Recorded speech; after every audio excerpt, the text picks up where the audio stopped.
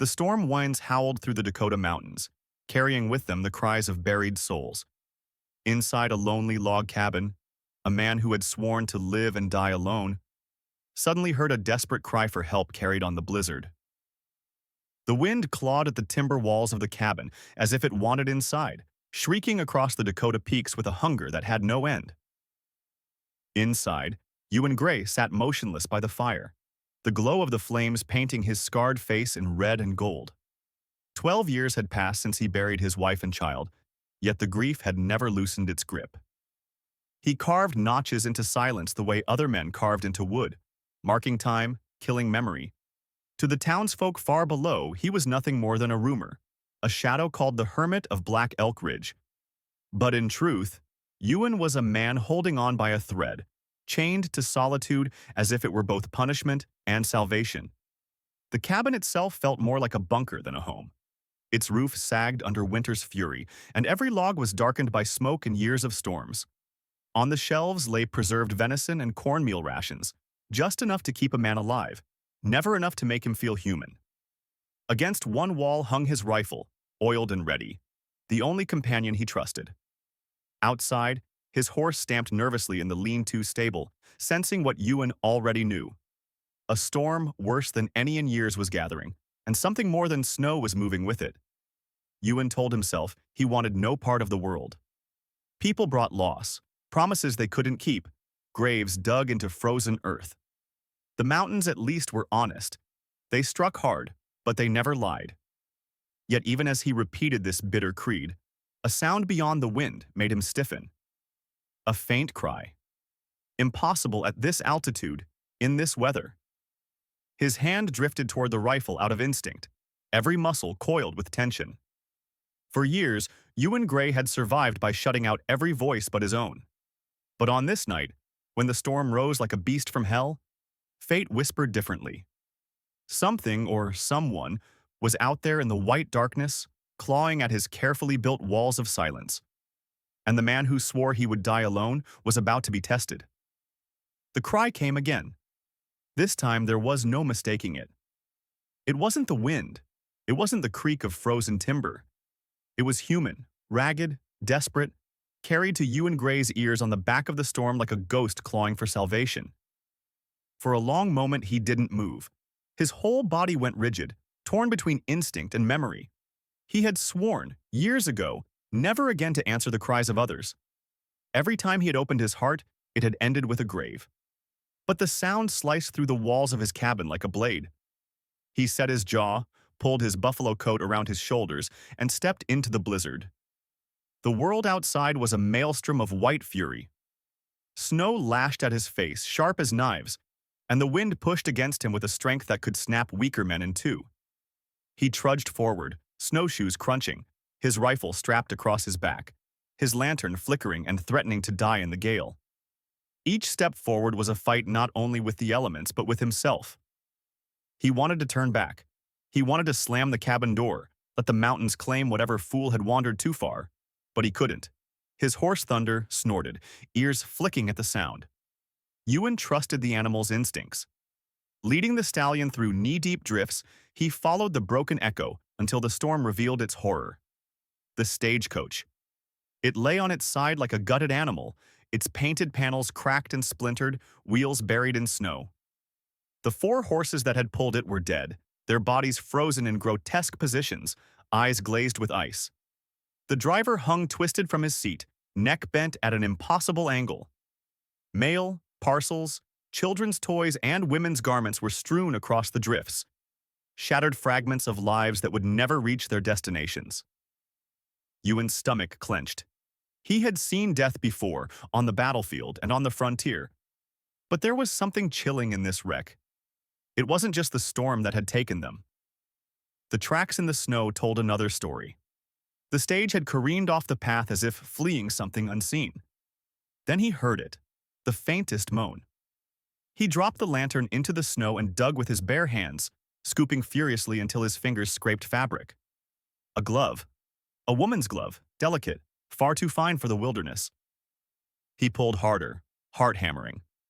Out of the snow emerged a body curled like a child, chestnut hair tangled across a pale face, lips blue with cold. Her dress was the color of midnight, torn and soaked, lined with ivory lace that now clung stiff with ice.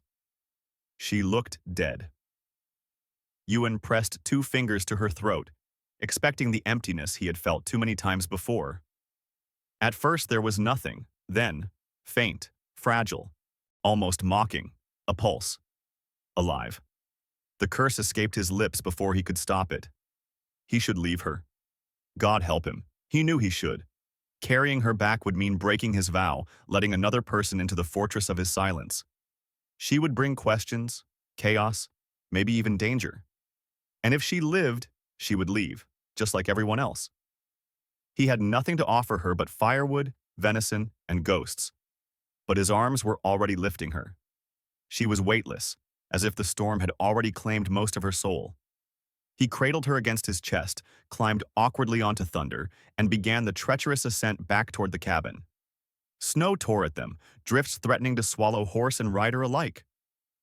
Ewan urged the stallion on, risking paths he would never have dared for himself. The woman's breathing grew shallower with every step. Each minute felt like borrowed time, like carrying a flame through a hurricane. He bent his head close, whispering without meaning to, "Don't you die on me. Not now." By the time the cabin loomed out of the white void, his arms were numb from holding her, his beard crusted with ice. He shoved the door open, stumbled inside, and kicked it shut against the storm. The cabin felt suddenly smaller, charged with the presence of this fragile intruder. He laid her by the fire. Her skin was marble cold, her lashes dark against her cheeks, her lips barely parting with each ragged breath. Ewan's hands shook as he stripped away the sodden layers of silk and lace. Modesty no longer mattered. Death was already clawing at her. He wrapped her in furs, built the fire high, and hung her clothes around the cabin, steam rising like strange ghosts in the smoke-stained room. For hours he sat watching the rise and fall of her chest, counting each breath like a man counting coins in a near-empty pouch. When her lips twitched, when her hand jerked, when the faintest color touched her cheek, he felt a jolt he hadn't known in years. But hope was a dangerous thing. Toward evening, her eyes fluttered open. Green, vivid, piercing, full of confusion. She looked around, then fixed on him. For one heartbeat, the room held silence. Then she screamed. The sound cracked through the cabin like a rifle shot. She clutched the fur robe to her throat, backing against the wall, eyes wide with terror. "What have you done to me?" she cried. Her voice was jagged, broken between fear and outrage. Ewan raised his hands, his own voice rusty from disuse. "You were freezing. I did what was necessary." She shook her head, horrified eyes flicking toward her garments steaming on the chairs. "Necessary," she spat. "You stripped me." Her words broke into sobs. Raw, ugly sobs that shook her whole body. She was not a lady from Boston now. She was a shattered human being who had watched her world die in snow and blood. Ewan stood frozen, helpless, remembering the day he had held his wife as life left her. Only this time, he was the witness, not to death, but to survival. Through her tears, she finally spoke a name: Charlotte Whitlock, Boston. The cabin walls, which had been his shield for 12 years, now pulsed with her presence. He had done the one thing he swore never to do: let someone in. And fate, cruel and merciless, had chosen her. Outside, the storm howled, battering the cabin. Inside, 2 strangers sat across a fire, separated not only by distance but by the gulf between survival and trust. And Ewan Gray understood, with a bone-deep dread, that his life would never again be the same. If this moment gripped you, the crash in the snow, the impossible rescue, the scream that shattered a hermit's silence, then stay with us. Because this is only the beginning.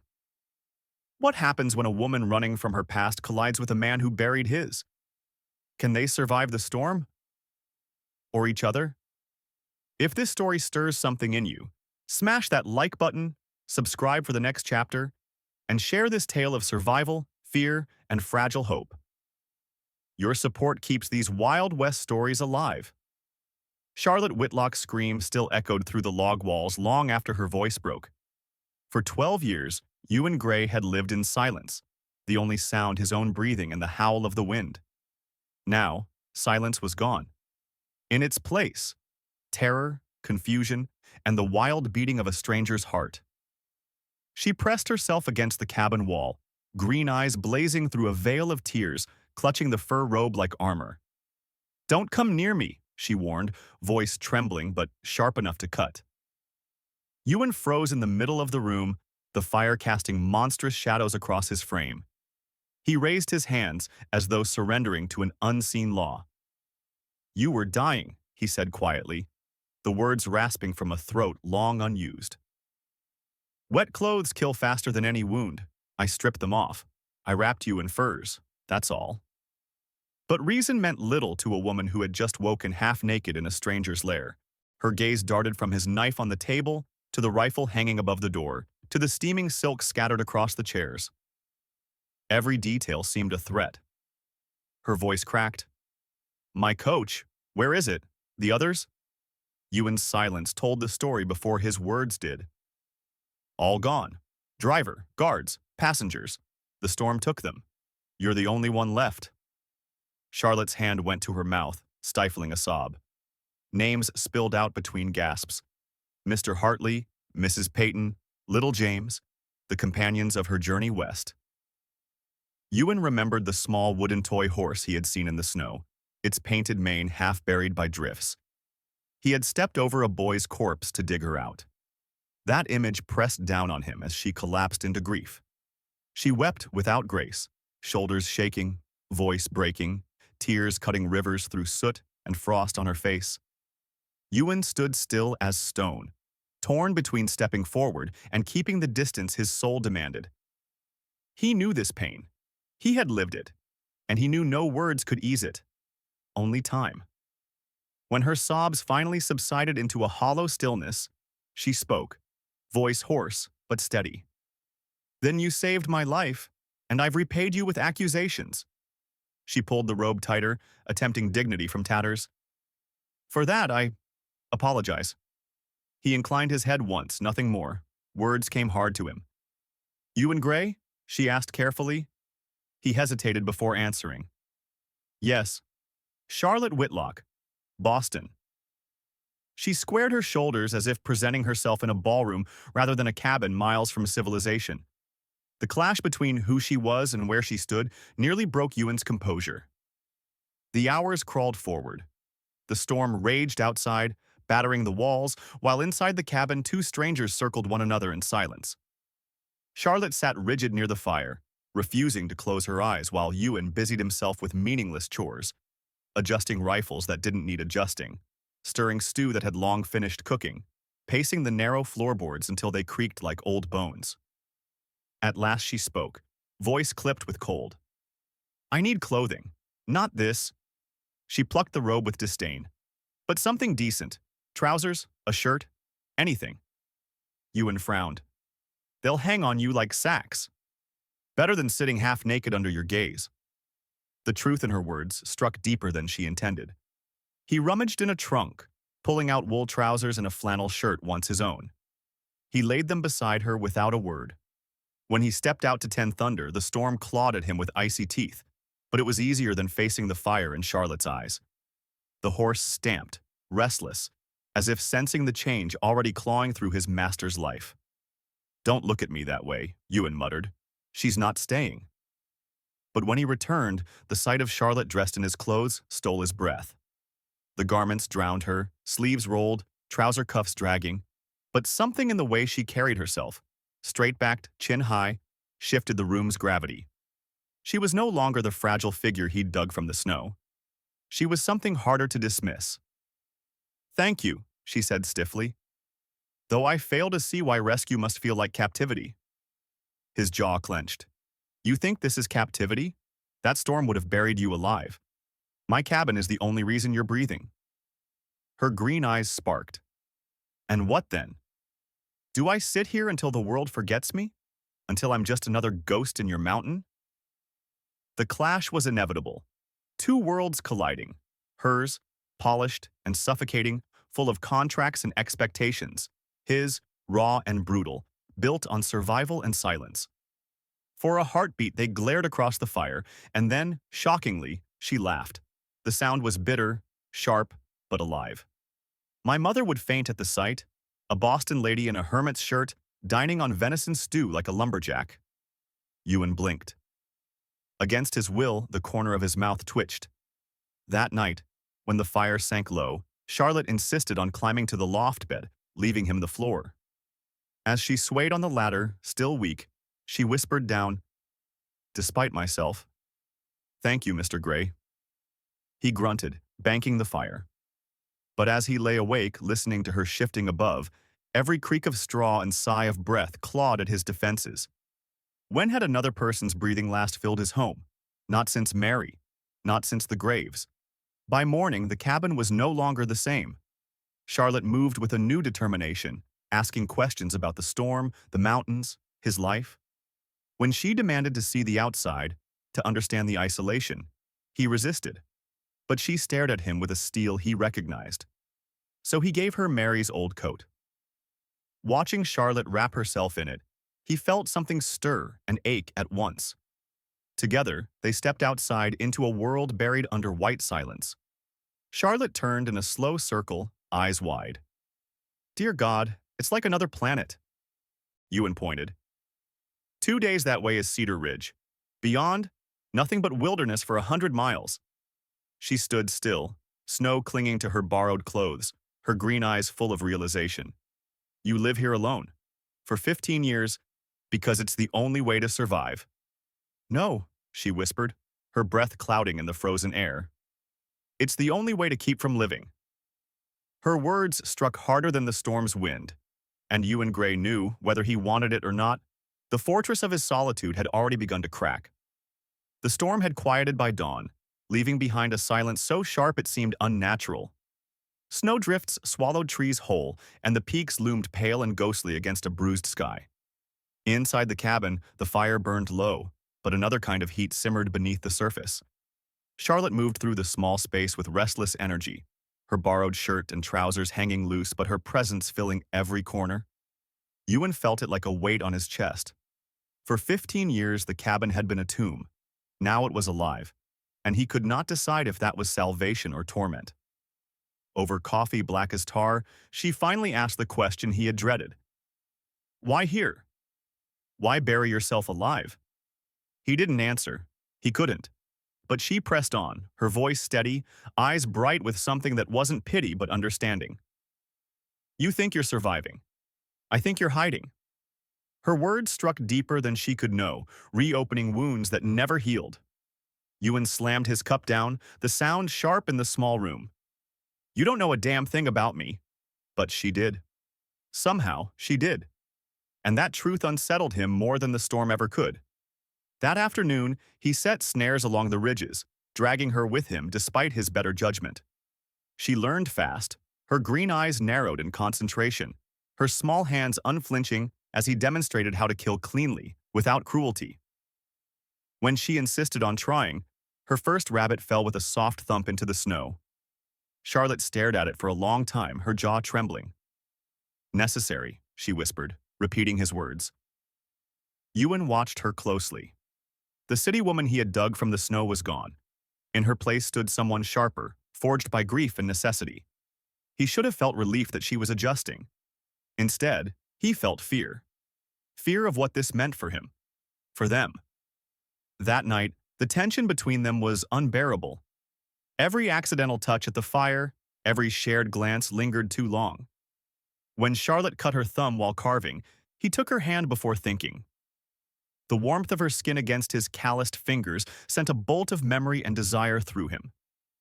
He bound her wound, but when their eyes locked, the silence between them throbbed like a heartbeat. He dropped her hand too quickly, retreating into shadows. He lay awake long after she climbed to the loft. Every sound from above, her shifting weight, her sighs, drove nails into the coffin of his defenses. For the first time in years, he wanted. And wanting was dangerous. Days bled into nights, the storm refusing to let go of the mountains. When the sky finally broke into weak sunlight, Ewan prepared to ride down and check the stage road, but as he pulled on his coat, Charlotte's voice stopped him. "You want me gone." He turned, startled. She stood near the fire, arms folded, face pale but defiant. You can't wait for the storm to lift so you can send me away. Don't bother denying it. It's not about wanting you gone, he growled. It's about keeping you alive. Her laugh was sharp, bitter. Alive, yes, but alive isn't the same as living. You taught me that. He opened his mouth, but before words could form, thunder snorted violently in the stable. The sound wasn't routine. It was alarm. Ewan's gut clenched. He grabbed his rifle, eyes meeting Charlotte's. She understood instantly. Through the frost-glazed window, figures emerged, 3 riders pushing their way up the treacherous path, their horses snorting steam. The lead man sat tall in the saddle, shoulders squared with authority. The other 2 rode like hired guns, every movement efficient, lethal. Ewan's blood ran cold. No one came up this mountain without reason. He turned sharply. Up to the loft. Stay out of sight. But Charlotte was already reaching for the second rifle he'd trained her on, checking the chamber with quick, practiced motions. No, she said firmly. 3 men don't climb this ridge for a social call. I won't cower like a child. Ewan swore under his breath. There was steel in her now, and he knew he couldn't break it. The riders drew closer, snow crunching under hooves, breath fogging the bitter air. Ewan stepped outside, rifle cradled casually but ready, every muscle coiled tight. The wind whipped his coat as he planted his boots in the snow. The lead rider dismounted. He was clean-shaven, his coat too fine for the wilderness. His blue eyes gleamed with entitlement, with the cold certainty of a man who always got what he wanted. Charlotte gasped behind the cabin wall. She knew him. Richard Peyton. Her fiancé. The man she had fled. The realization hit Ewan like a hammer to the chest. He didn't need her whisper to confirm it. Her face, white as snow, told him everything. "Gentlemen," Peyton called, his voice smooth as polished steel. "Long way from town, isn't it? But then, I'd ride through hell itself for what belongs to me." Ewan tightened his grip on the rifle, rage simmering beneath the ice of his composure. "Nothing here belongs to you." Peyton smiled thinly, his eyes scanning the cabin. "We both know she's inside. Charlotte always did have a flair for drama. But this little adventure is over. I've come to collect what's mine." The wind cut between them, sharp as a blade. Inside the cabin, Charlotte's knuckles whitened on the rifle stock. And Ewan Gray knew that the storm outside had been nothing compared to the one about to break on his mountain. The snow crunched beneath Richard Peyton's polished boots as he advanced, his men flanking him with hands hovering near their revolvers. Ewan Gray stood rigid, rifle balanced across his arms, every nerve sharpened to a blade's edge. The mountain was silent, watching. "You've played mountain savior long enough," Peyton sneered. "Charlotte is mine. A contract says so. Her father owes me, and her life is the payment. Step aside, hermit, or you'll hang for more than that fire you left behind in Kansas." Ewan's jaw tightened. The words cut deeper than the wind. He had carried that shame for 15 years, whispered rumors of murder, whispered lies he had never contested. Peyton's voice dripped with arrogance, as if money and influence could reshape truth. The cabin door opened. Charlotte stepped into the pale light, her rifle raised, her borrowed clothes flapping in the cold, her eyes green and steady, locked onto the man she once was destined to marry. "Richard, go home." Peyton's smile fractured, revealing the darkness beneath. "Darling, you're confused. You've been manipulated by this savage, but I forgive you. Come down now and all will be well." "All will be well?" Her voice trembled but held. "You call forcing me into a marriage for debt well? You call treating me like property forgiveness? I would rather freeze in this wilderness than crawl back under your name." Her defiance cracked something raw inside Ewan. For the first time, he saw not a woman to protect, but a woman who could stand beside him. Peyton's mask slipped. He nodded at his men. "Take her." The air exploded with motion. One hired gun drew, but Ewan was faster. His rifle barked, the crack ricocheting off frozen cliffs. The man spun and fell, snow blooming red beneath him. The second dove for cover, firing wildly. Bullets tore into the cabin wall, splinters flying. Charlotte dropped to one knee, steady, calm, and fired. Peyton staggered back, his pistol clattering from his hand as blood blossomed across his coat sleeve. "You shot me," he gasped, blue eyes wide with disbelief. Charlotte's face hardened. "You threatened the man I love. Did you expect less?" The words hung in the air like thunder. Love, spoken without hesitation, without shame. Ewan felt it drive into him, fierce and undeniable. The last hired gun froze, eyes flicking between Peyton and the determined woman holding her rifle like judgment itself. Slowly, he raised his hands. "This ain't worth dying for." Peyton's face twisted in fury, his polished mask gone. "You'll regret this, Charlotte. You could have had everything. Wealth, security, a name that means something. Instead, you throw it away for this?" He spat toward Ewan, a ghost of a man hiding in the mountains. Charlotte lowered her rifle just enough to speak, her voice cutting through the icy air like steel. "I already have everything that matters, and I'm done being your possession." The silence that followed was heavier than any storm. Peyton, pale and shaking, stumbled toward his horse. His remaining man helped him mount, and together they retreated down the trail, their figures shrinking into the white wilderness until they were swallowed by the snow. Only when the last echo of hooves faded did Charlotte's strength break. Her rifle slipped from her hands, and she sagged against Ewan's chest, trembling.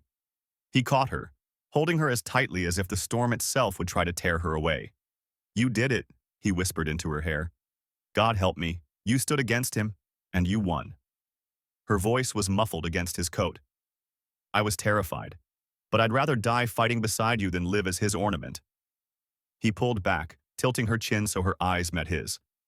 In them he saw fire, grief, courage, everything he had buried in himself for 15 long years. The walls he had built, the graves he had dug, the silence he had sworn to keep. It all crumbled. "I love you," he said, the words breaking from him raw and hoarse, but true. Her lips curved, trembling but fierce. "I know, and I love you. Not in spite of this life, but because of it. Because it's real." The cabin loomed behind them, scarred by bullets, smoke rising from its chimney, and yet somehow it felt different now. No longer a tomb, but a home. Not his alone. Theirs. Later, as the fire roared and the storm outside began to ease, Ewan sat beside her, his rough hand entwined with hers. "This mountain will test us," he murmured. "Winters, hunger, danger. It won't be easy." Charlotte leaned against him, her head resting on his shoulder. "Easy as a prison, hard as freedom, and freedom is worth everything." For the first time in 15 years, Ewan Gray believed it. He had not just saved a life in that storm, he had found his own. And somewhere beyond the snowbound peaks, beyond the wilderness, the future waited. Dangerous, uncertain, but no longer faced alone. If this storm, this battle, and this love story held you in its grip, don't let it end here. Smash that like button if you believe in love stronger than fear. Subscribe to follow the next Wild West tale and share this story so others can feel the storm, the fire, and the fight for freedom. Because on the frontier, stories like this aren't just told, they're lived. The storm had passed, but its mark remained, on the cabin walls, on the mountain trail, and most of all, on two hearts once broken by the past. Ewan Gray had sworn to live and die alone. Charlotte Whitlock had fled a world that treated her as property. Yet in the silence after gunfire, they chose each other, not as rescuer and rescued, but as equals bound by courage. The wilderness would test them, winters would bite, dangers would return. But for the first time they faced it not alone. Together, they had carved a new beginning from snow and fire.